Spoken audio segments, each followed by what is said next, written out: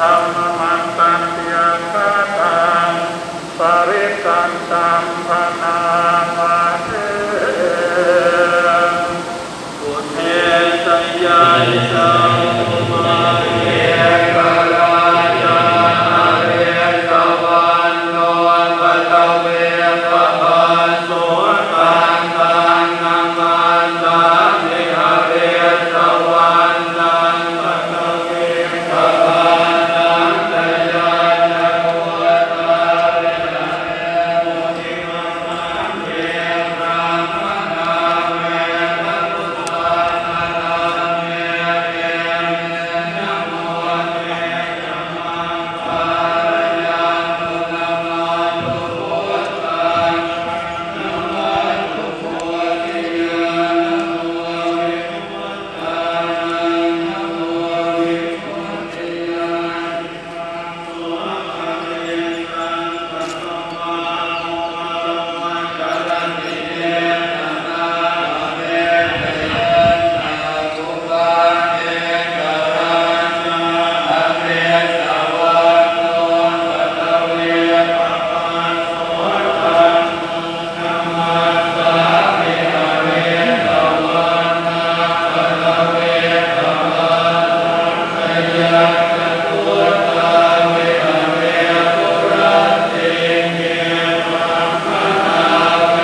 นะพุทธาปะตะเวเตเย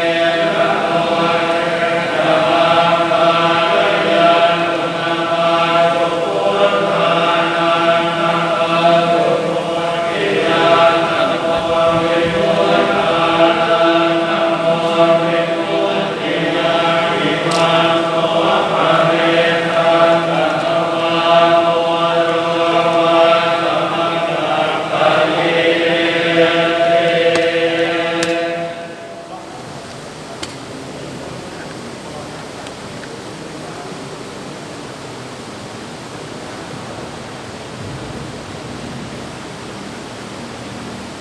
ปุญญา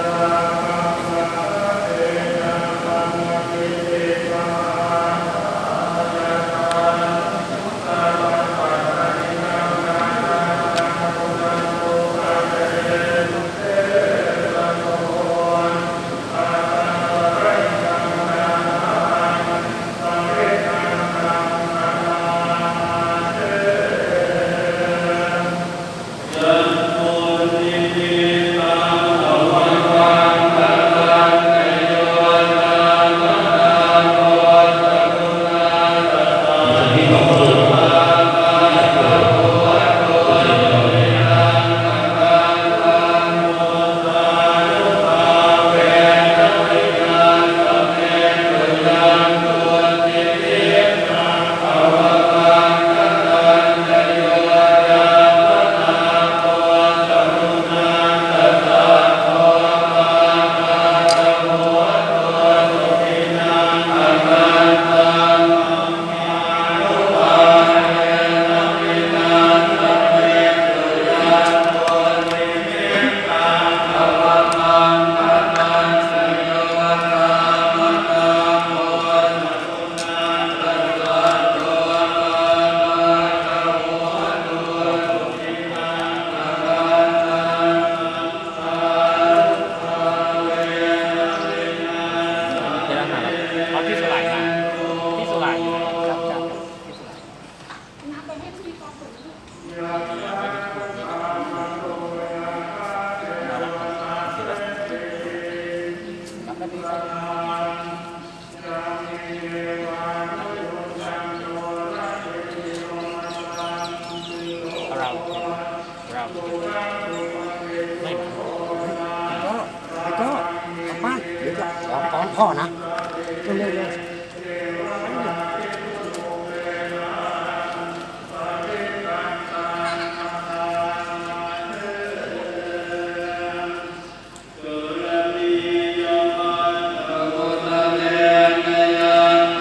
โอเค back to the chair back to the ขอ chair เชิญ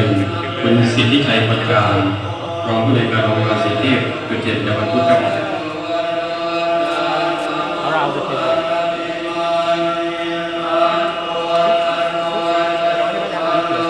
ย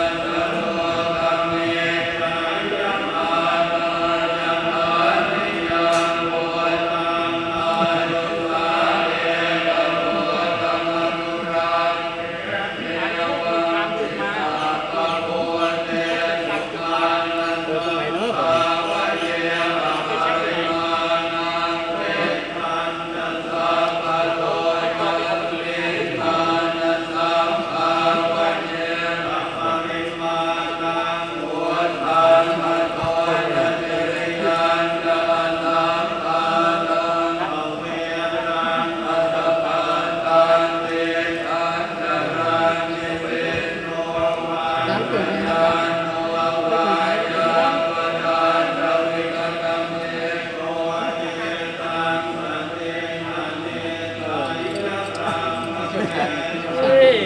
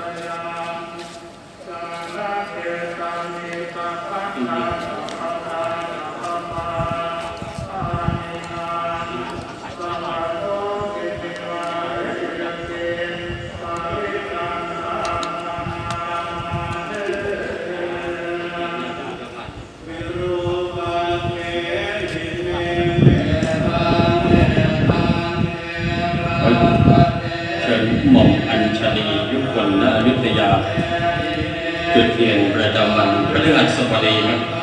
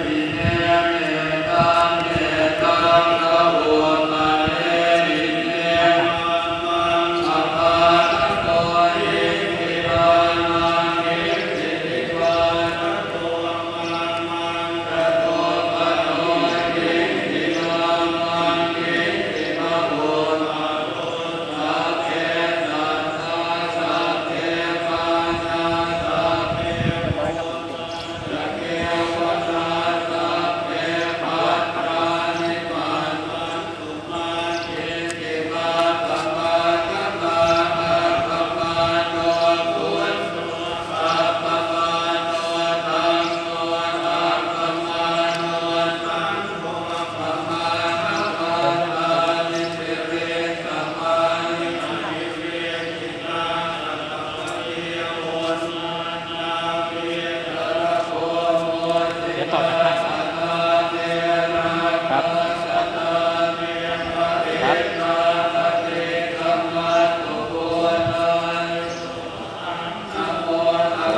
ที่หมดแล้วทั้งหมดมีกี่ซองอ่ะ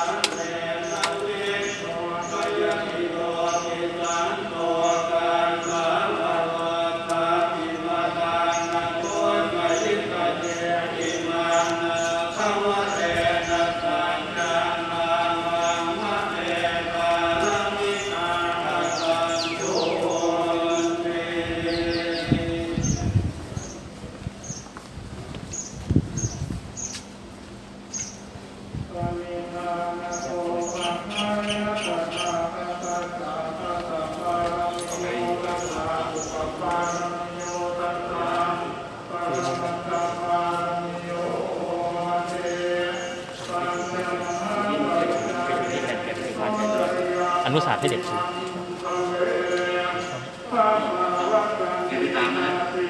คนเป็นตัวเรียน